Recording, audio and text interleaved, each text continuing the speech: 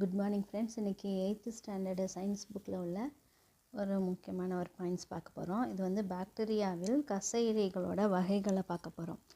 அந்த கசை இழைகள் வந்து அதோட எண்ணிக்கையும் அதோட அமைவிடத்தையும் அடிப்படையாக வச்சு பாக்டீரியாவோட கசை இழைகளை வரிசைப்படுத்துகிறாங்க. ஃபஸ்ட் வந்து ஒற்றை கசை இழை. ஒற்றை கசை இழைங்கிறது ஒரு முனையில் ஒரு கசை இழை மட்டும் இருந்தால் அது வந்து ஒற்றை கசை இழை. எக்ஸாம்பிள் வந்து விப்ரியோ காலரா. அது ஒற்றை கசை இழைங்கிறது ஒரு முனையில் ஒரு கசை இழை மட்டும் இருந்தால் ஒற்றை கசை இழை விப்ரியோ காலரா. அடுத்து ஒரு முனையில் கற்றை கசை இழை.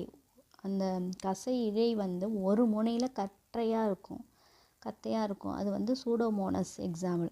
அடுத்து இருமுனை கற்றை கசை இழை. கசை இழை வந்து ரெண்டு முனையிலையும் கற்றையாக. அது வந்து ரோடோஸ்பைரிலம் ரூபரம். அடுத்து இது சுற்று கசை இழை. அதாவது பாக்டீரியாவோட செல் சுவரை சுற்றி கசை இழை இருந்தால் அது சுற்று கசை இழை. அதுக்கு எக்ஸாம்பிள் வந்து ஏகோலை. அடுத்து கசை இழை அற்றவை. இவற்றில் வந்து கசை இழை இருக்காது, காணப்படுவதில்லை. எக்ஸாம்பிள் வந்து கோரினி பாக்டீரியம் டிப்தீரியா. ஒற்றை கசை இழைனா ஒரு முனையில் ஒன்று தான் இருக்கும், விப்ரியோ காலரா எக்ஸாம்பிள். ஒரு முனை கற்றை கசை இழைனா ஒரு முனையில் கத்தையாக இருக்கும், அது வந்து சூடோமோனஸ். ரெண்டு முனையிலையும் கத்தையாக இருந்தால் அது வந்து ரோடோஸ்பைரிலம் ரூபரம்.